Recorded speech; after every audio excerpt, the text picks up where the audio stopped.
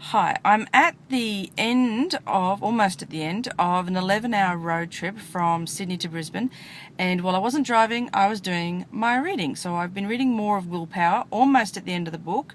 The second last chapter focuses on willpower and dieting and weight management and health and well-being, and from a personal perspective, it's an exceptionally enlightening chapter that talks about what we all think is that we probably shouldn't be weighing ourselves every day, but research has showed that when you do monitor yourself, you have more success. So from an application in management, again, back to monitoring, setting the goal and monitoring leads you to greater success. Now, I've started the beginning of the last chapter and the conclusion, and the first bit of that talks about procrastination.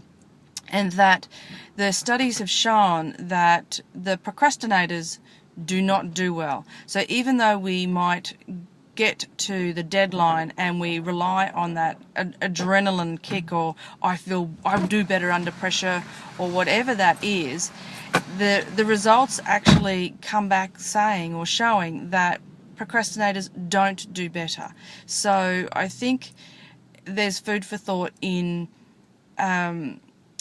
whether you're a procrastinator or not, and whether your staff procrastinate or not.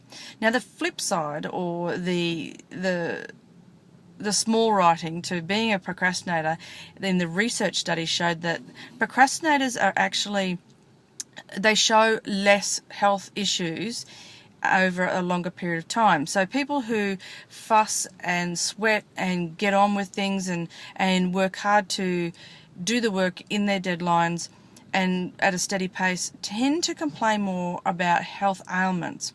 Procrastinators, however, don't tend to, over that period, complain of too much health. Well, as the researcher, as the book says, they're probably out partying. But they do tend to then, when it's cram time, when it's deadline time, that's when they do actually suffer from some health complaints. So it might be a good time for a little while, but at the end of the day, there still are some complaints around your own health and wellness, as well as the results just aren't there. So procrastination is not something that's going to help towards your success. And I think that was incredibly interesting. Even though I felt like I knew that, it's good to see the authors put it in black and white, so to speak, with some research that backed it up.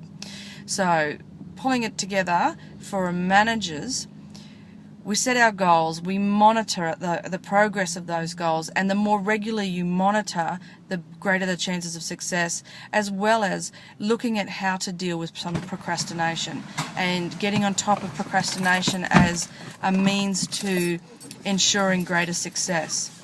So that's it for now, and until I can get some more reading done, that's my insights. Thanks.